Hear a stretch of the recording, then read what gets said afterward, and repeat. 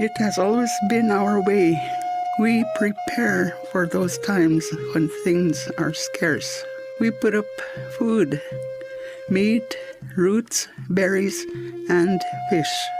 We make plans to care for our children, our elders, our families. It's part of who we are. We are strong and resilient. We prevail through uncertainty, and we know that an emergency can happen at any time. For this, we must also prepare.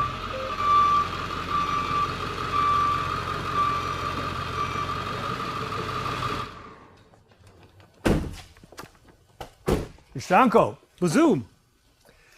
Since the year 2000, tribal leadership has an important duty in preparing for emergencies and disasters.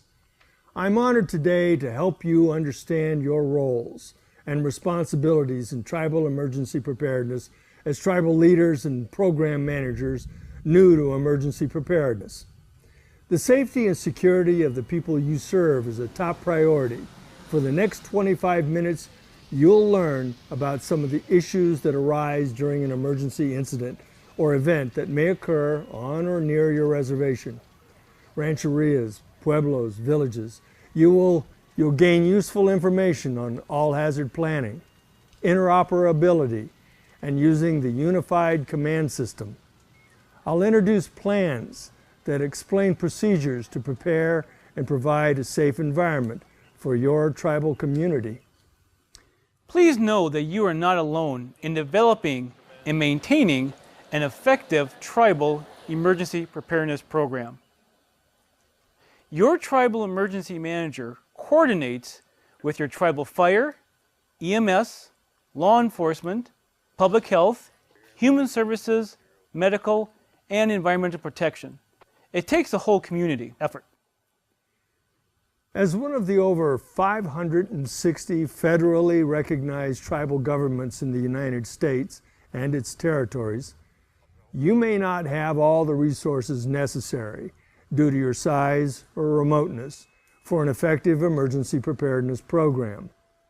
Establishing sound working relationships with federal, state, and local governments may be necessary due to fee status, border issues, or the locations of tribal lands held in trust.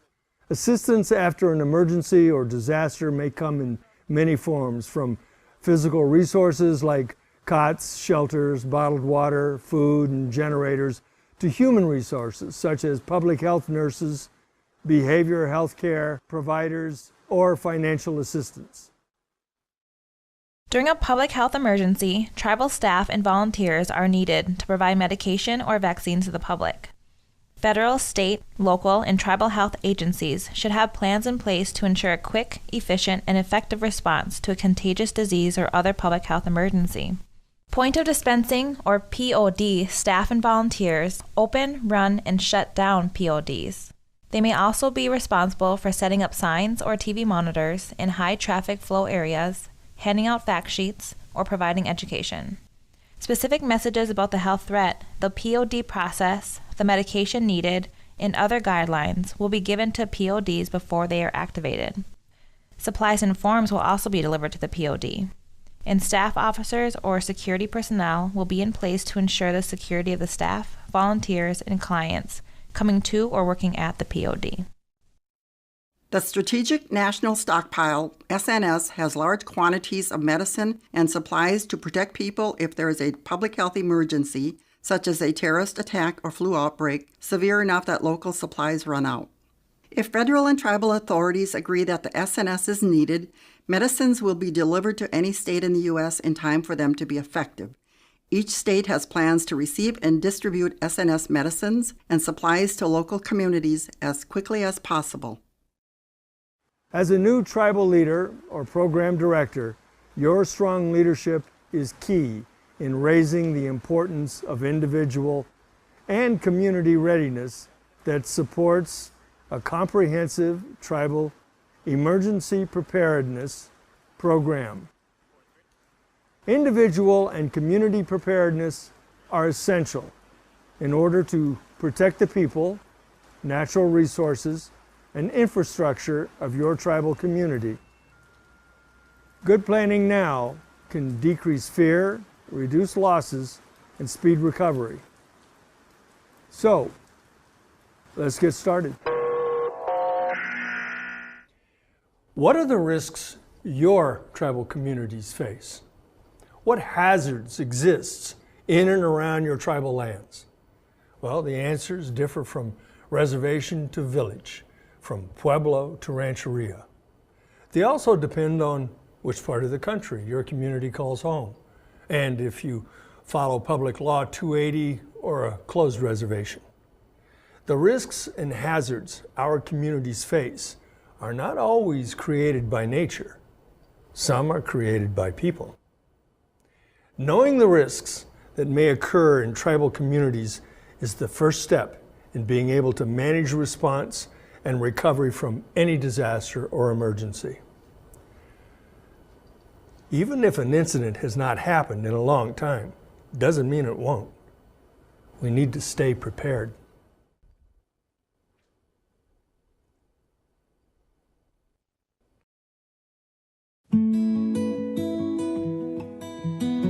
The Ready Indian Country section of Ready.gov provides tips and tools for emergency preparedness that address specific areas of interest to Native Americans and Alaska Natives. Well, in Indian country, there's 565 tribes in the United States, and a lot of them have different disasters that they may encounter. Preparedness, I think, in Indian country is something that has always been within our culture and our lifestyle. We've always been prepared for the different seasons. We've always understood how we're going to survive based upon the environment that's around us. It is absolutely everybody's responsibility to be prepared for an event occurring in their community. It's important to know how you're going to handle that situation, how you're going to be able to take care of yourself, your family, and then your community. In 2007, we had over 65-mile-an-hour winds that swept through our reservation, burning more than 94% of it completely to the ground and putting a number of our tribal members into a situation where they had no homes anymore. We were told to evacuate and we had 1 hour. And you go back to your house and you think, what am I going to take? I never thought in my entire life that my grandmother would go homeless, my uncle would go homeless, and I'd see all my family fending to rebuild our community again. But those things happen. The best thing that individuals can do for themselves is to ensure that they're prepared at home and to get involved in their community. They can volunteer at any emergency response activities that are taking place, and just making sure that they know what procedures the tribes have in place and that they know what the response plans are. We have monthly trainings. Everybody's invited. It don't matter whether you come from the reservation or not. In the event of the big disaster, we're in the same boat.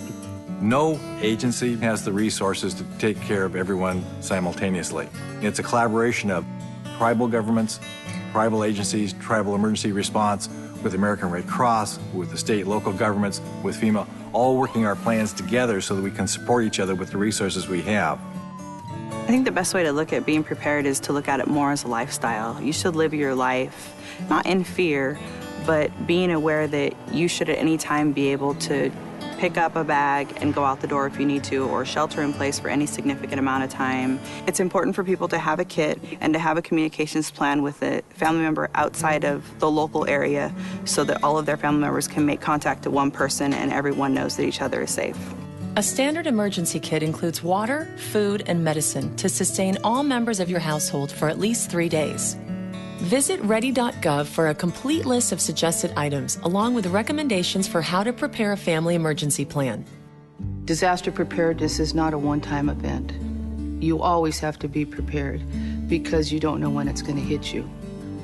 Indian people on the reservations, when something happens, everybody pulls together. It doesn't matter who your neighbor is, or you might not have talked to them for 30 years. Well, something happens, everybody's given food, they're given clothes, they're given shelter, everybody gives. It's 100% when disaster happens. And I think that's one of the reasons that we're able to sustain ourselves is because of the fact that we take care of one another. If a tribal community and their lands are destroyed by a disaster of any kind, it's not like the tribal community can go somewhere else and rebuild their sacred sites. I think that's what makes emergency management in Indian country imperative. This is our homeland. And so we have to protect it and be prepared for that. Check out the information at Ready Indian Country on ready.gov and get started preparing today. Anytime a group of Native people gather, whether at a powwow or another cultural event, there's always a risk that an emergency will happen. There are two types of situations a tribal community may encounter: an incident or an event. An incident generally provides little to no forewarning.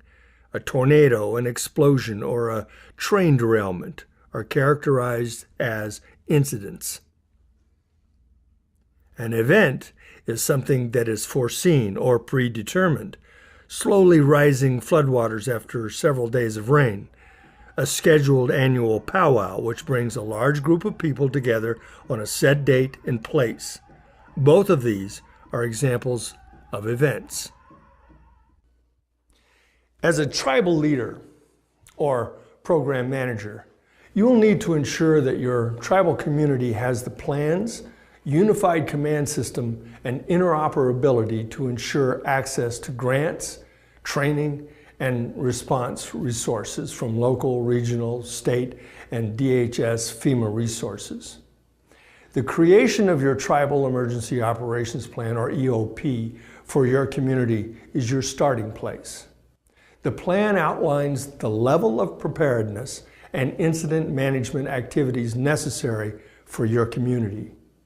The EOP will list your tribal government structure and the roles, responsibilities, policies, and procedures for providing response and recovery services. It will also describe how decisions regarding specific hazards are made for long-term prevention and mitigation.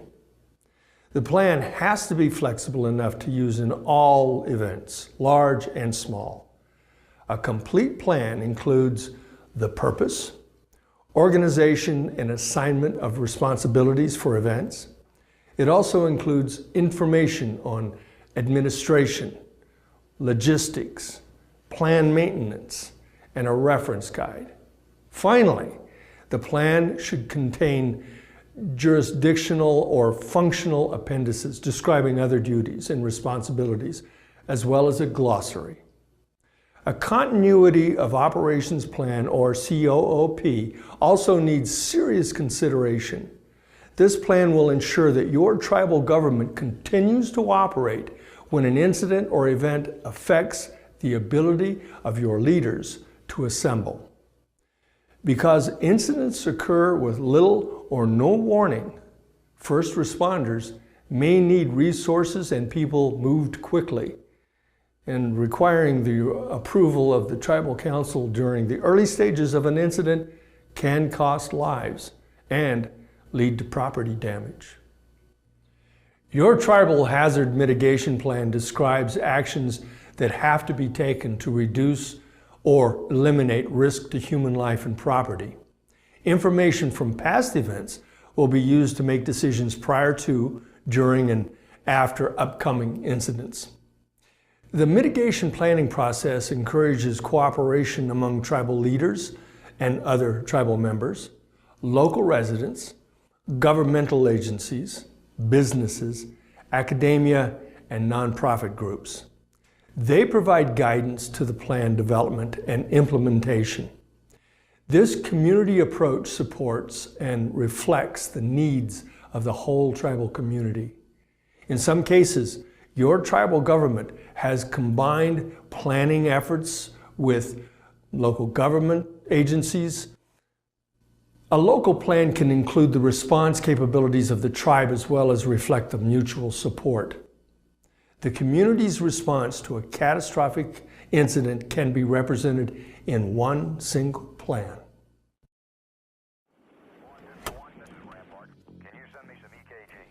Radio communications for your tribal emergency manager, EMS, fire, public health, and law enforcement is critical for emergency preparedness.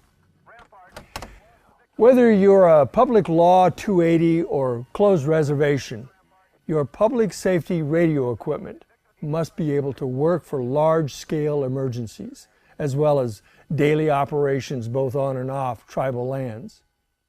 The federal government has developed Project 25, or P25 as it's known. These are standards for digital radio communications equipment for use by federal, state, tribal, and local public safety agencies to enable them to communicate with other agencies in emergencies.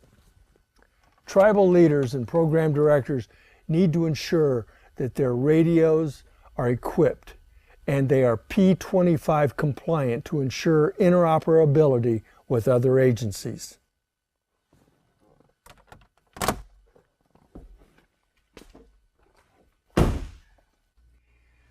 The Incident Command System, or ICS, is essential to an effective response and recovery operation. The adoption by tribal resolution of the National Incident Management System, or NIMS, ensures that all elements of tribal emergency management and public health operations are carried out in a unified manner. I'm Daniel Crazy Thunder, and I'm with the Oglala Sioux Tribe, Department of Public Safety. The Unified Command is very new to me. I've never heard of it. During major events or incidents on federal, trust, or fee lands, multi-jurisdictions may have to respond and work together to resolve the issues. Fire, EMS, public health, and police from various jurisdictions need to be able to communicate with each other at the scene, as well as ensure a common operating picture. Tribal public information officers need to provide information in a unified manner to avoid confusion. The Unified Command System for Tribal Governments is the TERC, the Tribal Emergency Response Committee.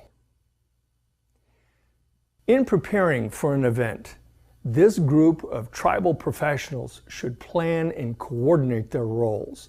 This interaction addresses several questions. What action should be taken if there is a severe weather, such as storms or extreme temperatures? Who has the authority to cancel an activity?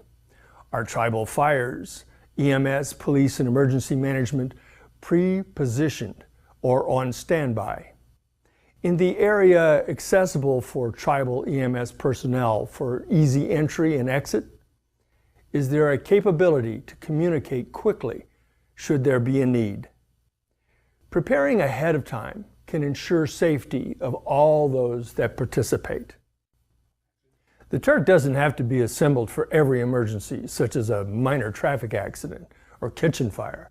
But when the incident is major, like a tornado or hazardous material spill or major flooding, then the TERC's assistance may be essential to response and recovery. The TERC should have a designated facility for staff to assemble for planning and response.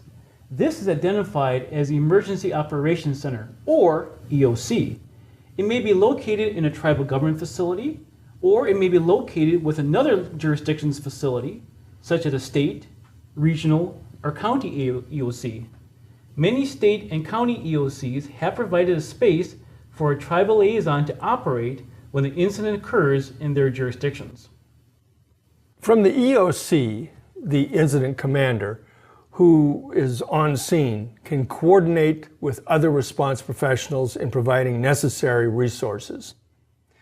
The communications equipment, charts, directives, and collaboration between disciplines and jurisdictions all contribute to the response and recovery operations. The incident commanders rely on the support of the TERC for resources they need to bring the situation under control. You may be the person who determines which officials in your administration will serve on your TERC. It should include staff from tribal emergency management, fire, EMS, law enforcement, public works, housing, natural resources, public health, human services, education, and a tribal public information officer. When your tribal emergency response committee is activated, Your unified command decisions will ensure a well-coordinated response, improved communications, and coordination among all participants at all levels of government. This enhances understanding and facilitates collaboration among agencies, which leads to a safer response. When tribal facilities can be shared, tribal staff and resources can be used more efficiently because duplication is minimized. Tribal response costs are reduced, and your community members are provided more accurate and timely information. To manage an incident on tribal land, your Turk should follow the 5 golden rules of unified command. No agency's authority is compromised or neglected. There is one incident action plan for the entire response. All Turk members and liaisons speak only for their department or agency. Public information statements are made with a single voice. Tribal facilities are shared to manage incidents. Hi, I'm Craig Fugate, the Administrator of the Federal Emergency Management Agency, also known as FEMA. And FEMA, in cooperation and partnership with the National Congress of American Indians, want to take this opportunity to thank you for your leadership, both from the elders and for those that have served defending this country and our veterans. We know it's important in Indian country to prepare for disasters, and we appreciate our partnership working with the sovereign tribes of this country as we build safer communities. Disasters can strike some without warning, but we've been working with and support the recognition that all of us need to be prepared. And so again, it is an honor for FEMA to be part of this process, to recognize the work that's being done in Indian country to prepare for disasters, but also recognize the importance of the heritage that the first Americans bring to our country. So we thank you, and again, we honor our ability to work with you as we work to make sure that Indian country is prepared. Thank you. There are FEMA tribal liaisons for each region in Indian country. Many state and local jurisdictions also have tribal liaisons in their emergency management agencies. A FEMA or state tribal liaison may be part of the response when a federally declared disaster affects your reservation, rancheria, pueblo, or village. Tribal liaisons are important resources who can answer questions and provide technical assistance for responding to a disaster. They serve as the informational gateways to state or federal programs and provide information on funding opportunities that can support disaster mitigation and emergency planning. Tribal liaisons can be contacted through your state's Department of Emergency Management or through the Federal Department of Homeland Security.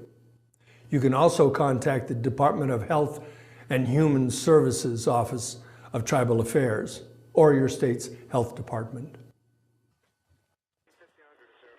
Tribal emergency preparedness is not new to Native people. Our elders called it survival. They tell us stories about how our communities always made sure they planned for the future to provide their clan or extended families with food, clothing, and shelter for not only the next day, week, or year, but for the future generations. They did this through respectful use of resources given to them to use and protect. As a tribal leader or program director, you can see the importance of having an emergency preparedness program. Our duties as emergency managers are to maintain and update the Tribal Emergency Operations Plan, Tribal Hazard Mitigation Plan, as well as to ensure your government is NIMS and P25 compliant. When emergencies occur, we coordinate with all tribal emergency response and preparedness agencies, the Turk, and the local, county, regional, state, and federal response agencies. We're thankful that you've taken the time to watch this video and learn about some of your responsibilities as a tribal leader or program director. Mani and I just opened the door to your role in emergency preparedness. It's your responsibility to walk through it. We hope to never have hardships come to us, but We can't predict the future. The knowledge we have gained from our elders can be used to help protect our lands and protect our people. We all have a role in emergency preparedness. You alone do not shoulder the responsibility. All of us as Native people share the responsibility to keep each other safe and protect this home we call Mother Earth. Miigwech.